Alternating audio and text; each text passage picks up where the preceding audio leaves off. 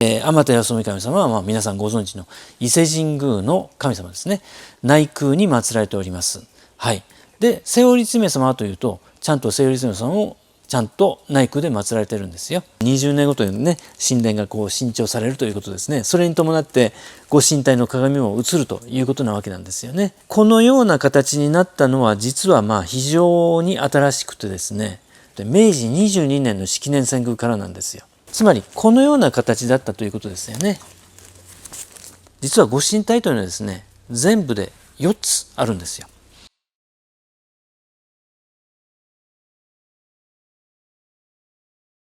そしてもちろん瀬織姫様のお鏡ね、あるんです。もともとはですから瀬織姫様のお鏡ねはここにこの神殿の中に鎮座してたんですよ。ところが1800年前に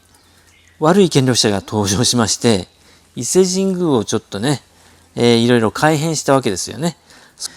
式年遷宮のまあ首謀者は間違いなくです。それでは先生よろしくお願いします。はい。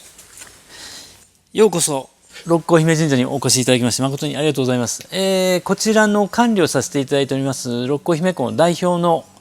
ペンネーム大江幸久と申しまして、本名は林康弘でございます。はい。六甲姫公は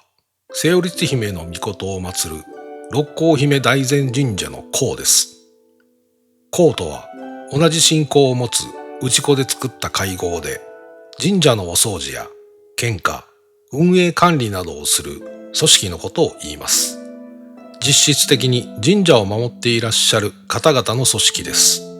大江先生は六甲姫公の代表者であり、瀬織姫研究者の第一人者でもあります。たくさんの本を執筆されていることから、大江幸久というペンネームをお持ちになっています。実はここ、六甲姫大善神社に瀬織姫が祀られていることを発見されたのも大江先生なのです。2011年の7月31日に初めてここを訪れまして、下から登ってきましたら大きい和倉がありますね。その大きい和倉、その時には気がつかなかったのですが、うさぎの形をしております。その岩倉を見た時に、私はもうここが瀬織姫様の岩倉で間違いないだろうというふうな確信を持ちました。それから約半年かけていろいろと調べ物をしまして、いよいよ確信を持って翌年2012年の3月4日に、いわゆる祠開きということで私の知り合い十数名集まっていただいて、ここでそういった祠開きということでご挨拶をさせていただいたということがあったわけですね。それから約 2,3 週間後に、今度は伊勢の二見ヶ浦のところでホツマサミット、ホツマツへの愛好家たちが集まる催しがあったんですけれども、たまたま私がパネルディスカッションのパネラーだったんですね。でその席上で結局私は六甲山で瀬織姫様の岩倉を発見しましたよってことを皆さんに公表したわけですね。それがきっかけになりまして、徐々にここのことが知られるようになって、大勢の方がお見えになるようになったということですね。で2012年のその3月、それから5月か6月ぐらいに、こちらの六甲姫神社の、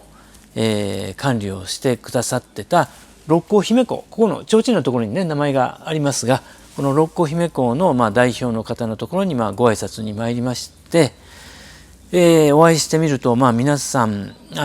ご高齢の方ばかりで、なかなか日頃の管理というのが行き届かないという状態でしたので、早速私が買って出てここの管理をさせてくださいねということでお願いをして、それから2012年から現在、2026年ですね、14年間、こちらの管理をさせていただいているということなわけなんです。はい。はい。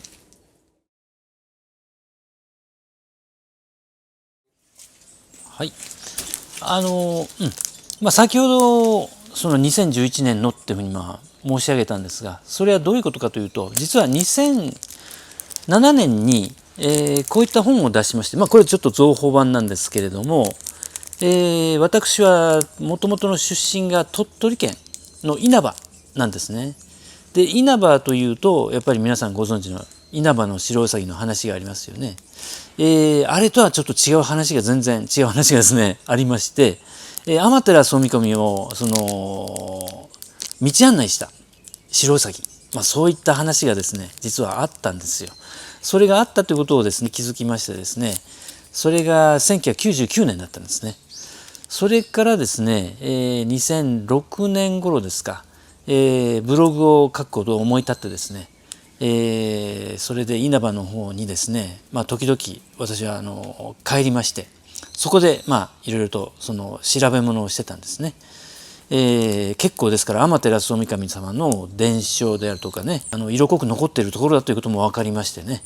非常に興奮したわけですけども、同時に稲葉に瀬織攻様をお祭りする神社が多いってことに気がつきましてね、そこで瀬織攻についてね深く調べるようになったんですね。でこの本を書き上げて、もう一冊も続編を出したんですが、大体もう地元の鳥取のことについては調べ上げたかなということで一つの区切りになったんですが、天照大神それから瀬織姫実はご夫婦であるということがですね、書いてある書物があります。発末体という書物があるんですが、発末体には実は天照大神が、瀬織姫に対してですねメッセージを送られてるんですね。その瀬織姫様が結構ですから晩年近くだと思うんですけれども、それがちゃんと発末体に載っておりまして、どういう内容かというと、瀬織姫は、広田に生きて広田に行ってですね、若姫というのは実は天照大神様のお姉様にあたるんですけれども、この辺りですと生田神社神戸のね、それから西宮神社ですね、それから古式岩神社で祀られている蛭子姫という方がね、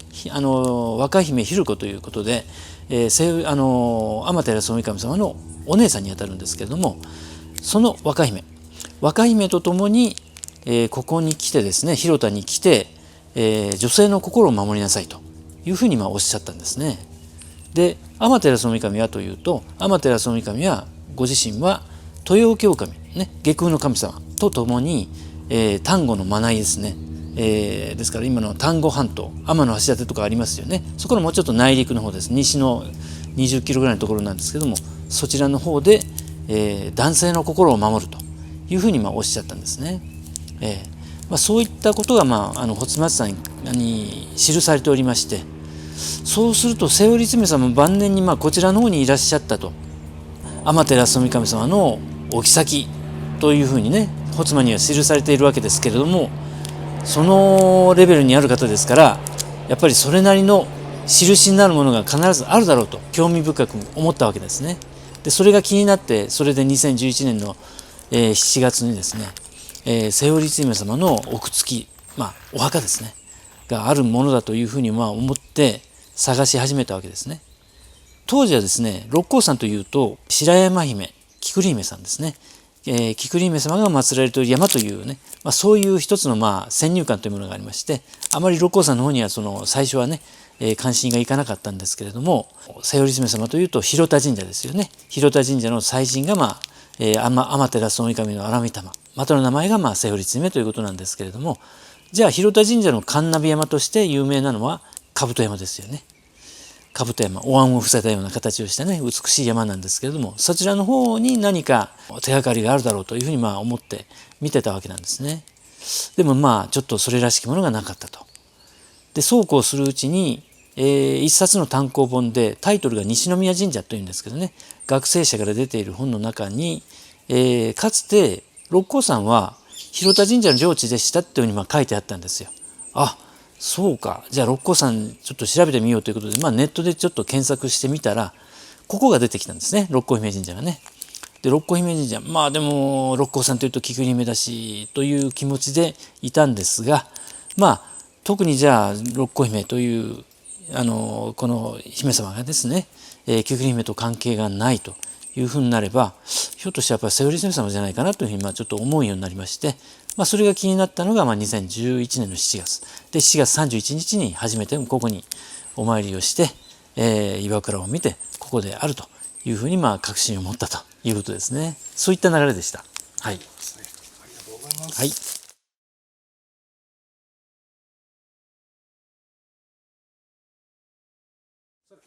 はいはい。まあこちらですね、祭神名が六甲姫というふうになっておりまして、ここにもあるんですけども、額にね六甲姫って書いてあるんですけれども、もちろん六甲というのはこれは音読みでありまして、この音読みになったのは実は明治になったからなんですね。でこの六甲というのはですから、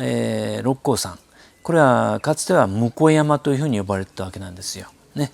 ですから、室町時代からこの漢字の六甲という漢字が使われるようになったんですけれども、それ以前は例えば武器の武、倉庫の庫、ね、向こう側とかねありますよね。向こう側女子大とかありますけどね、向こうの層とかありますけど、あの漢字がよく使われてたりするんですけどもね、とにかく向山というふうに呼ばれてた。そしてもっと古くはというと向峰というふうに呼ばれてたということなんですね。でその向峰というのは結局ここなんですよ。向姫様の岩倉があるので向峰という名前になったんですね。はい、じゃあ向姫様というのはどのような神様かというと、実は瀬尾律姫様のまたの名前なんですね。でそのお名前というのは瀬尾律姫様が天照大神様から賜ったお名前なんですね。実は天照大神様のお妃として正式に受代されたことがきっかけで、瀬尾律姫様に向姫という名前が、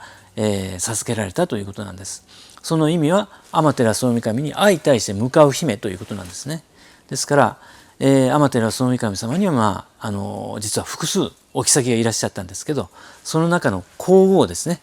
正式なお妃ということで、受代されたということを記念して、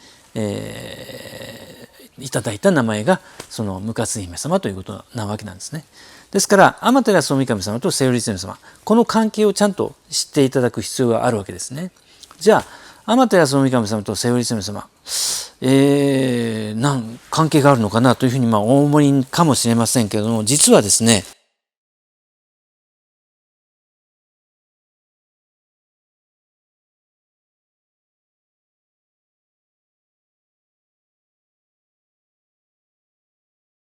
天照大神様は皆さんご存知の伊勢神宮の神様ですね。内宮に祀られております。はい。で瀬尾律姫様はというと、ちゃんと瀬尾律姫様をちゃんと内宮で祀られてるんですよ。ね。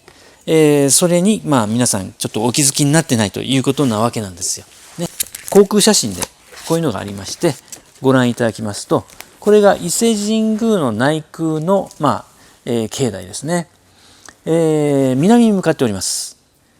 神社はですから南面しておりますね。ですからこちらが東で、こちらが西で、皆さんご存知のように伊勢神宮では20年ごとに式年遷宮といいまして、社殿がガラッと変わりましてですね、新調されて、片方はですからそのための予備地というふうな形ですよね。御敷地というんですけどね、正式にはね。そちらの方と、それから実際に神殿が建つ敷地と、両方あってということなんですが、これは20年ごとにね神殿が新調されるということですね。それに伴ってご神体の鏡も映るということなわけなんですよね。このような形になったのは実は非常に新しくてですね、実は片方に何も神殿がないという状態になるというのはですね、これ意外と新しくて明治22年の式年遷宮からなんですよ。ということは、それ以前というのはですね、ほぼいつ行っても伊勢神宮内宮にはですね、神殿が2つ並んでたということですね。もちろんその建て替える時は別ですけれども、つまりこのような形だったということですよね。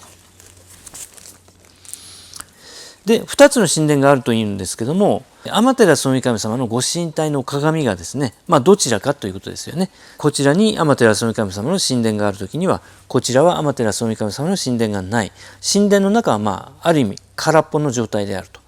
いうことなんですけれども、それでもちゃんと神殿は立ち続けてたということですね。はい。ここでちょっとね、ご神体のことについて申しますと、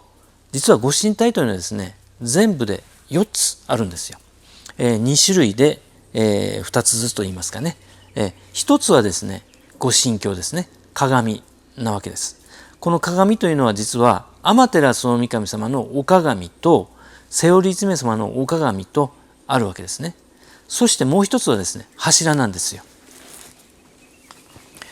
こちらの図を見ていただきますと、写真を見ていただきますと、ここにね、何か残っておりますよね。ここにちょっと小さな小屋、ね、大屋というんですけどね、がちゃんと残っております。この中に実は、天照大神様の真の御柱がちゃんと立っております。この東の敷地でしたらね。で、この神殿の真下にもちゃんと柱が立ち続けておりまして、こちらは実はセオリツ姫様の真の御柱なんです。ですから柱はこの式年遷宮でね、こうお鏡が動いても柱の方は動きません。ですから常に東には天照大神様の真の御柱、常に西にはセオリツ姫様の真の御柱がちゃんと立ってるんです。ね、天照大神様のお鏡はこうね、20年ごとに映っているわけなんですけれども、もともとはセオリツ姫様のお鏡がこちらにあったということですね。はい。東が日が昇る方で陽、陽が男性、日が沈む西の方が陰、陰が女性で、昔は、女性のことを妹と呼び、男性のことをおせと呼び、仲の良い男女が妹せ、妹せをさらに縮めると伊勢、伊勢とは夫婦って意味なんですね。はい。ですから夫婦が対等に祀られているお宮というのが伊勢の神宮ということなんです。はい。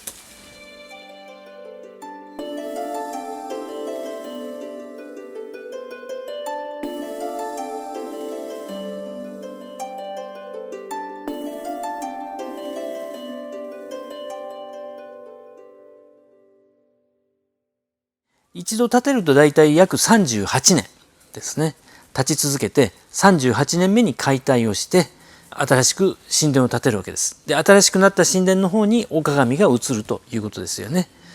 で、お鏡が移った後もですから、それからまたさらに18年間、古い神殿の方は立ち続けてたということです。ですからいつ伊勢神宮に行っても2つの神殿が並んでたということですね。それが昔の絵図に残っておりまして、こちらなんですが、こちら式年遷宮でですね、今東側の神殿の方にお鏡があると。で、この西側の神殿の方にはお鏡はないんですが、この神殿のこの垣がありますよね、これね、玉垣がありますけど、玉垣の中入って、参拝している方もいらっしゃるということですね。そういうのが江戸時代に描かれた絵図に残っているんですけれども、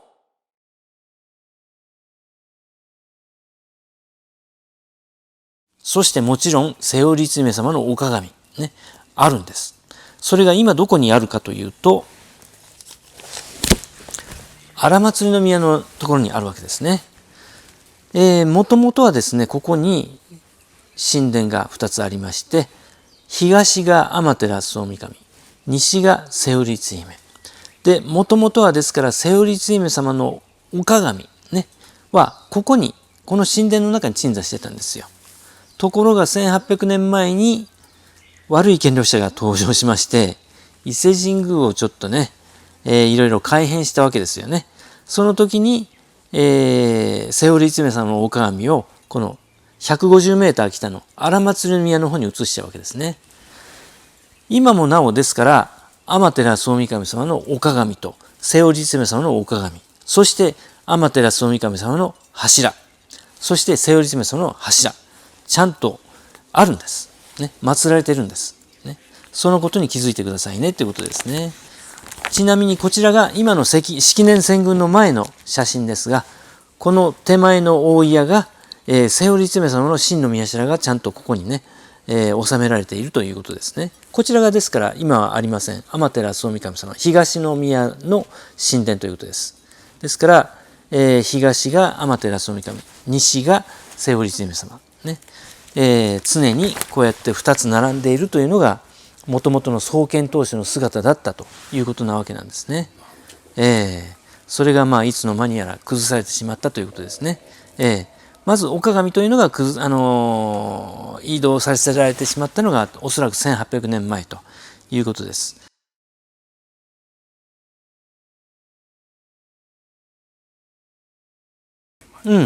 式年遷宮が始まったのは690年ですね。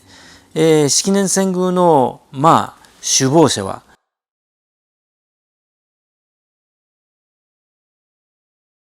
間違いなく藤原不比等です。ね、天武天皇がというふうに表向き言われますけれども、天武天皇は686年に崩御、亡くなられておられます。実際の第1回の遷宮というのは持統天皇の御代に行われましたが、持統天皇を陰で操ってたのはもう間違いなく藤原不比ですね。はい。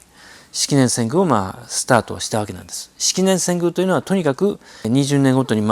お鏡を移すんですけれども、約40年ごとに神殿を建て替えていくわけですよ。40年ごとに神殿を建て替えていく。膨大な木材を使います。膨大な財力を費やします。そうするとこれは物理的に不可能になってくるんですよ、式年遷宮が。やがてはね。実際に平安末期ぐらいになるともうこれ以上は式年遷宮できないというふうな状況に追い込まれたんです。それこそ藤原不比の狙いだったんですよ。ですから式年遷宮を始めることによって、木材を浪費させ、財力をね衰えさせて、伊勢神宮の力を衰えさせて、そしていずれは伊勢神宮を亡き者にしていこうと。それが藤原不比の始めた式年遷宮の意図だったということになるわけですね。でもちゃんと継承していったのがですね、鎌倉時代に立ち上がった武士たちですね。はい、武士たちがですからこの式年遷宮というものの本来の意味はわからないんですけれども、伊勢神宮といえばやっぱり日本の一番代表するね、日本を代表する神様を祀られた一番大事なお宮だと、その伝統を守らなきゃいけないということで、この式年遷宮がもうほとんど不可能な状態になってたんですが、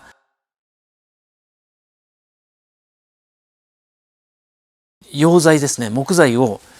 遠くから調達してきてですね、この遷宮制度をずっと支えてくれたわけなんですよ。ですからもう近くでは一切もう木材が取れないね、全てもう切り倒しているわけですからね、何回も式年遷宮やってね。ですからもう遠くの基礎の方からとかですね、切り出してその木材を使って伊勢神宮の遷宮というのがずっと保たれてきたわけですね。それが戦国時代でも続き、さすがに応仁の乱の時には100年ぐらい中断しますけれども、戦国大名でもちゃんと式年遷宮をね支えてくれたわけです。もちろん徳川も支えてくれたわけですね。はい、そうやって明治を迎えるということになるわけですけどね。はい。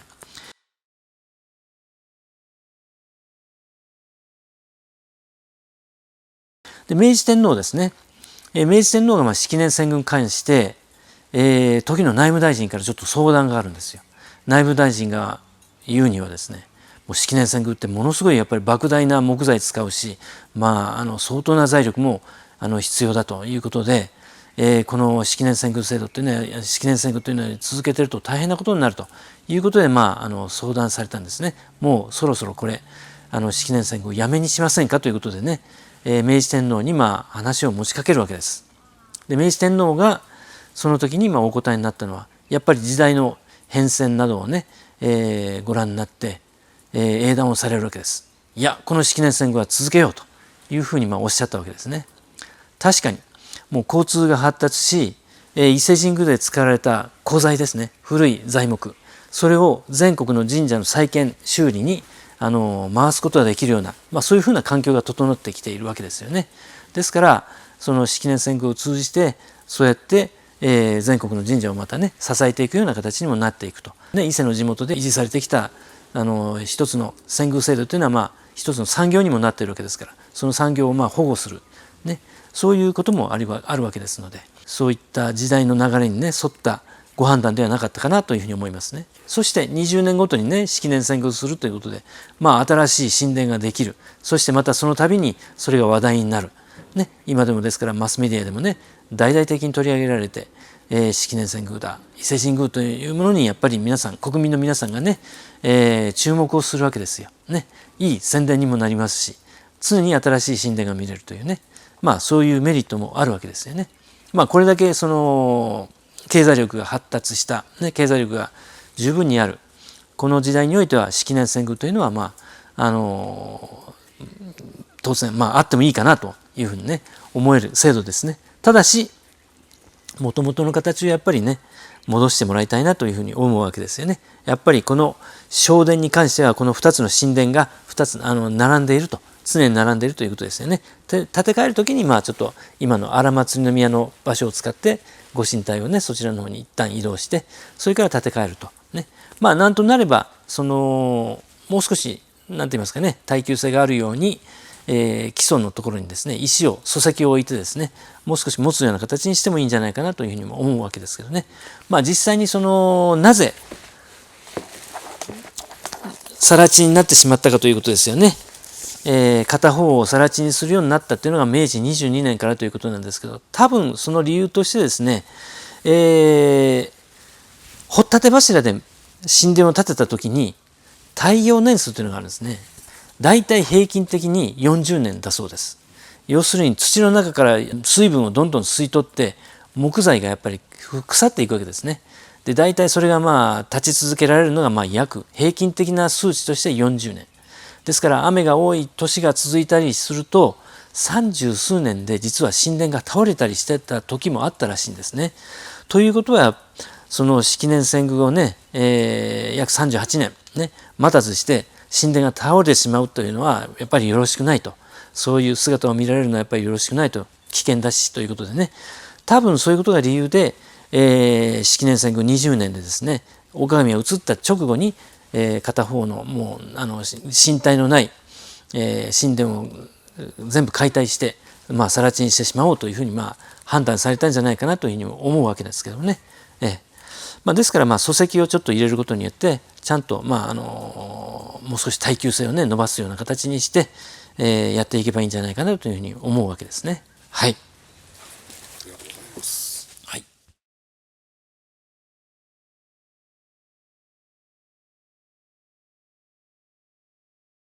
はい。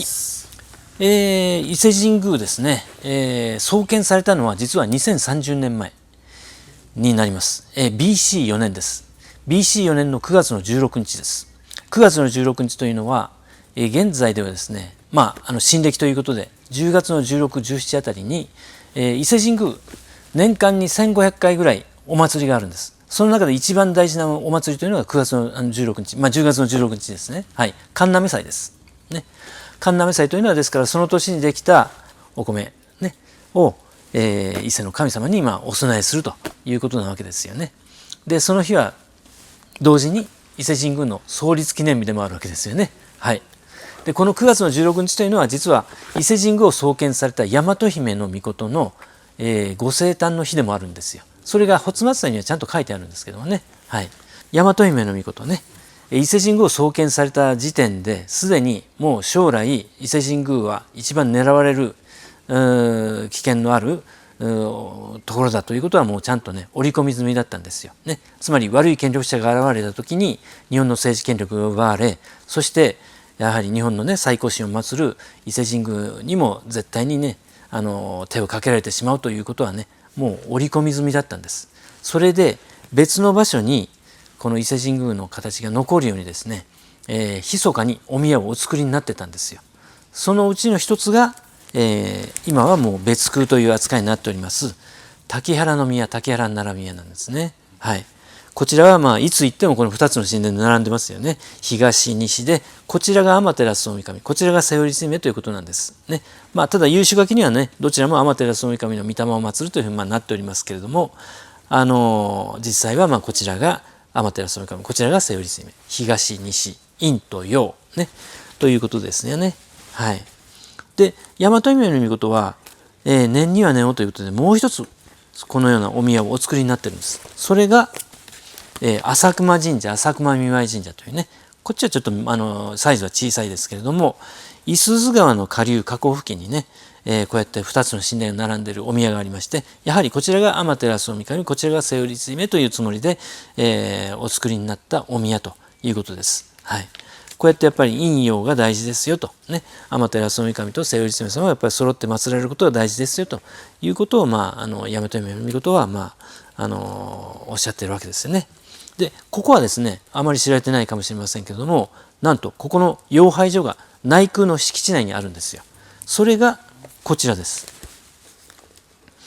宮の巡りの神という名前なんですけれども、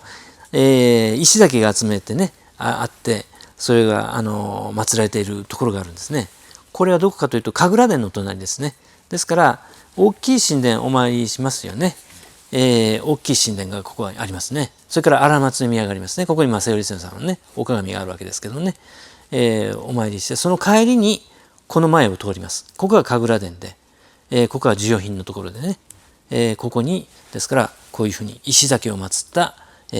こういった場所があるんですけど、ここは実は朝熊神社、朝熊見舞神社の妖拝所だったわけなんですね。はい。ですから伊勢神宮がねこのように陰陽で祀られているお宮を非常に大切にされているってことがねお分かりになるかと思いますね。こちらの滝穴宮の方も別宮という扱いですので、別宮というのは全部で14社あります。内宮と下宮でね、先ほどのその荒松宮も別宮ですね。こちらも別宮ということでね、この将軍に次ぐ扱いを受けている大切なお宮なんです。でここに書かれている由緒書きというのは当然伊勢125社ですから伊勢神宮の公式見解です。ね、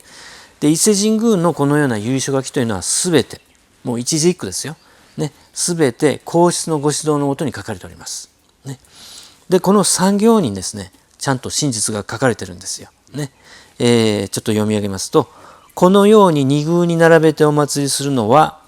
皇太神宮、これ内宮の正殿ですね。内宮の正殿に天照大神を祀って、同別宮荒祭の宮に天照大神の荒御霊、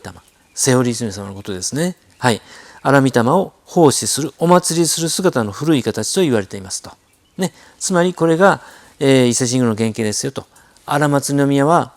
奥まったところに小さく祀られておりますけども、いやそうじゃなかったですよと。このように対等に並んで祀られてましたよと。ね。陰陽の関係でいくともう間違いなくこちらが伊勢神宮の元々の姿で、陰陽の関係でいくとこちらが女性、瀬尾律様、こちらが男性、天照大神というふうになるんです。そのことをちゃんと皇室、